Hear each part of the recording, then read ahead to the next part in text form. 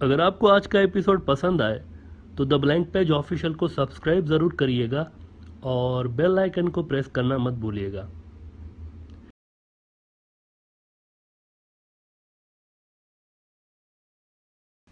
Nadreen, Arunachal Pradesh जो कि India के 7 सिस्टर स्टेट्स में से एक रियासत है, यहाँ पर चीन के 2 गांव स्लैश मिलिट्री बेसिस बनाने के बारे में हमने आपको बताया था लास्ट वीक कि जैसा कि चाइना का इस स्टेट पे क्लेम है और ये दुनिया के किसी भी कानून के तहत इंडिया का हिस्सा नहीं है। दुनिया का कोई ऐसा कानून नहीं है किसी भी बड़े फोरम पर जहाँ पर यह माना जाता हो कि ये रियासत इंडिया का हिस्सा है।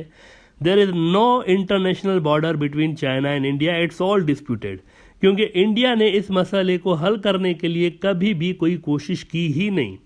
लाइक अ रेस्पॉन्सिबल कंट्री उन्होंने कभी भी ये कोशिश नहीं की।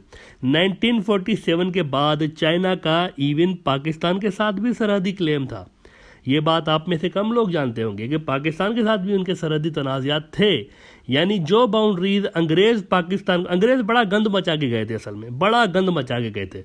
उन्होंने चाइना के बहुत सारे इलाके हथिया लिए हुए थे, पहले ही उन्होंने उन पर कब्जा किया हुआ था और फिर 1947 के बाद जो वो डिवीज़न करके गए हैं वो उन मकबूजा इलाकों को भी देकर गए इनको, इंडिया को, और पाकिस्तान के पास भी कुछ इलाके थे वो। यानी जो बाउंड्रीज अंग्रेज पाकिस्तान को दे गए थे ना, उसमें से कुछ इलाका ऐसा था जिस पर चाइना का क्लेम था, एंशिएंट क्लेम था, पुराना क्लेम था उनका। लेकिन कई डेकेड्स पहले पाकिस्तान और चीन साथ बैठे और उन बाउंड्री डिस्प्यूट जो थे, इश्यूज जो थे, उनको रिजॉल्व कर लिया। कोई 40-50 साल पहले ही उन्होंने रिजॉल्व कर लिया। लेकिन इंडिया ने कभी भी इस पर संजीदगी या लचक का मुजाहरा नहीं किया कि पाकिस्तान के साथ जो उसके डिस्प्यूटेड इलाके हैं या चाइना के साथ जो हैं, इनसे कभी मिल बैठ के कोई हल निकाले। इनका कभी भी कोई सीरियस अटैम्प्ट हुई नहीं। और यही वजह है कि इंडिया का सबके साथ कोई ना कोई सरहदी तनाज़े आपको मिलता है। हर उसका जो पड़ोसी उसके साथ उसके सरहदी तनाज़ात हैं, क्योंकि इंडिया ने हल नहीं किए। चाहे वो नेपाल हो, भूटान हो, चाइना हो, पाकिस्तान हो, सबके साथ सरहदी तनाज़ात इंडिया के रहे हैं, आज तक रहे हैं। इंडिया ने इसको हल नहीं किया और नतीजा आप सबके सामने है।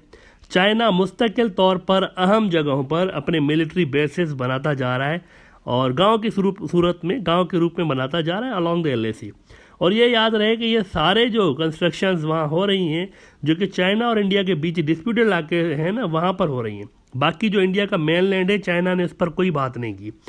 अब जो ताज़ा तरीन रिपोर्ट सामने आ रही हैं उनके मुताबिक not just in Arunachal Pradesh but China has established a military base slash village in Doklam also. Doklam जो है ये वो जगह है जहाँ पर भूटान, चीन और सिक्किम जो इंडिया की रियासत है, जो कि सिलीगुड़ी कॉरिडोर के ऊपर इंडिया की रियासत है, ये सारे मिलते हैं वहाँ पर उस पॉइंट पे। इस इलाके का नाम है डोकलाम और ये भूटान का इलाका माना जाता रहा है। अलबत्ता इसके एक हिस्से पर चाइना का भी क्लेम है। और चंद साल पहले जो सबसे पहला India China military stand of हुआ था, आई थिंक 2017 में, वो भी इसी डोकलाम पे हुआ था। इंडिया ने डोकलाम में फ़ौज लगाई थी। हालांकि डोकलाम इंडिया का इलाका नहीं, भूटान का इलाका था, लेकिन इंडिया ने फ़ौज लगाई थी ये कहकर कि as per the bilateral agreements we have to protect Bhutan territory. उन्होंने चाइना को ये कहा था। काफ़ी अरसा, तकरीबन 70 दिन तक ये स्टैंड ऑफ जारी रहा। इसके बाद चीनी तो वहीं के वहीं मौजूद रहे। इंडिया ने अपनी फ़ौजें वापस बुला के भूटान के लिए और कोई ऑप्शन नहीं छोड़ा सिवाय इसके कि भूटान इंडिया पर रिलाई करने की बजाय खुद चाइना से अपने बॉर्डर डिस्प्यूट्स हल करे, विच दे डिड। चंद रोज़ कबल ही भूटान चाइना एमओयू साइन हुआ है, आपको याद होगा, और एक बड़ा ब्रेक थ्रू उसमें हुआ है बॉर्डर एरियाज़ को लेकर दोनों के बीच। इसके बाद जो है ना, ये न्यूज़ आ रही है कि बॉर्डर एरियाज़ में काफ़ी इम्प्रूवमेंट्स, एडवांसमेंट्स आई हैं टॉक्स में। इंडियन मीडिया ही कह रहा है कि चाइना ने डोकलाम में भी गांव बना दिया है। मिसाल के तौर पर आप डेक्कन हेराल्ड को देखें, ये लिख रहे हैं कि China constructs new villages near Doklam.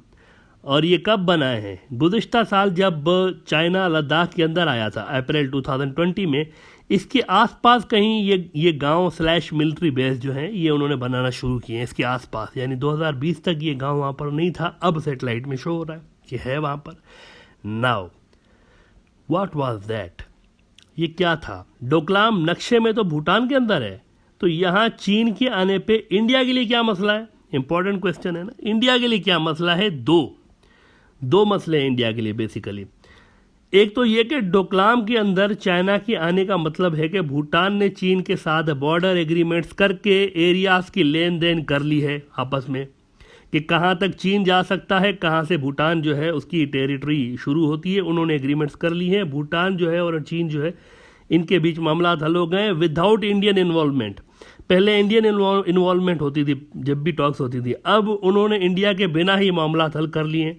और इससे यह भी जाहिर हो रहा है कि अब Bhutan is no longer India's buffer state against China. ये भी एक मसला एक राइज हो गया है कि अब वो बफर स्टेट नहीं रहा।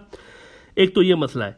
दूसरा मसला ये है इंडिया के लिए, और ये ज़्यादा सिग्निफिकेंट और ज़्यादा ख़तरनाक है, कि इंडिया का चिकन नेक या जिसे आप सिलीगुड़ी कॉरिडोर कहते हैं, ये मज़ीद इनसिक्योर हो गया है। डोकलाम की जियोग्राफिकल लोकेशन अगर आप देखें तो ये बहुत करीब है सिलीगुड़ी कॉरिडोर के। यहाँ चाइना के गांव / मिलिट्री बेस बनने का मतलब है ख़तरा, डेंजर। और इसके साथ ही जोड़ लें आप Sikkim has been encircled now. इसके एक तरफ नेपाल है, और एज वी नो के Nepal is no longer a friendly country for India. फिर इसके ऊपर अगर आप देखें चाइना है, इसके ऊपर चाइना, इधर से नेपाल, और ये जो रिमेनिंग डायरेक्शन थी यहाँ पर भी अब चाइना आ गया। इस डोकलाम वाली चाइनीज मूव से इंडिया के 2 इलाके खास तौर पर एक्सपोज हो रहे हैं, सिक्किम और सिलीगुड़ी कॉरिडोर। 20 किलोमीटर चौड़ी वो पट्टी जिससे पूरा इंडियन नॉर्थ ईस्ट जुड़ा हुआ है। ये एक नया मसला पैदा हो चुका है मोदी सरकार के लिए, वाइल हिज गोदी media is actually busy in diverting India attention toward a nonsense issues. Actually Pakistan ने 40-50 साल पहले चीन के साथ अपने बाउंड्री मैटर्स हल कर लिए थे, क्योंकि उनको पता था कि आगे चल के इसमें ज़्यादा प्रॉब्लम्स होंगी, उन्होंने पहले ही हल कर लिए। भूटान भी वैसे 37 ईयर्स से लगा हुआ था। आइए हम आपको बता दें, अपने बाउंड्री इश्यूज हल करने के लिए वो 37 साल से लगे हुए थे कि हमारा मसला हल हो जाए चाइना के साथ। 1984 से लेकर इनकी जो थी टॉक्स चल रही थी, मीटिंग चल रही थी, लेकिन इंडियन इन्वॉल्वमेंट की वजह से फ्रूटफुल रिजल्ट हासिल नहीं हो रहे थे 37 साल से। अलबत्ता 2017 के बाद डोकलाम इशू पर इंडिया की तरफ से मायूस करने के बाद भूटान ने खुद ही चीन से अपने मामला हल करना शुरू किए, और 2021 में we saw there was MOU signed between the government of Bhutan and China. So India needs to pay keen attention here also, rather than carrying a fake encounters for BJP's political point scoring in Kashmir. UP के election करीब आते ही Indian फौज BJP, अब देखें ना, Indian फौज का जो काम है वो नहीं कर रही, बीजेपी की मिलिटेंट विंग बनी हुई है। I have to say these are very harsh words, I know, लेकिन ये रियलिटी है। नजर आ रहा है क्लियरली कि ये बीजेपी की एक मिलिटेंट विंग बनी हुई है, बजाय इंडियन आर्मी। इंडियन आर्मी नहीं लग रही, बीजेपी की मिलिटेंट विंग लग रही है। देखें, यूपी के अंदर इलेक्शन करीब आते ही इंडियन फौज ने बीजेपी के लिए इलेक्शन वर्क में मसरूफ हो गए। वही कश्मीर के अंदर दोबारा झूठे इनकाउंटर्स का सिलसिला तेज हो गया। झूठे encounters, I have to repeat this, झूठे इनकाउंटर्स। चंद रोज कबल ही अल्ताफ भट्ट नामी एक ट्रेडर को शहीद किया गया वहां पर, और पूरी गोदी मीडिया में वाह वाह हो गई, वीर जवानों को सलाम, शौर्या, देश के वीर जवान, ये हाउस द जोश। लेकिन अल्ताफ जो बेचारा शहीद हुआ है, उसकी बेटी का वीडियो अब इंडिया भर में वायरल हो चुका है, और रोते हुए इसका वीडियो आ रहा है, जिसमें उसको कहते हुए दिखा है, पूरा सीन वो बयान कर रही है कैसे अल्ताफ को टारगेट किया गया, यानी घर वालों के सामने, और कैसे अल्ताफ को बेगुनाह पहले हलाक किया गया, और उसके झूठे इनकाउंटर के बाद फौजी हंसते रहे। अब वीडियो वायरल होने के बाद वही रवायती इंक्वायरी का हुक्म दे दिया गया है, इंक्वायरी कर रहे हैं क्या हुआ, कि nothing will happen, nothing will happen. ये होते रहते हैं कश्मीर में, this is not a new thing. लेकिन डोकलाम को देखें, असल इशूज को देखें। अरुणाचल प्रदेश के अंदर चाइना गाँव बना रहा है, सिक्किम के अंदर घुस के आ चुका है, ऑलमोस्ट घुस के आ चुका है सिक्किम के अंदर, और लद्दाख के अंदर तो वैसे ही है।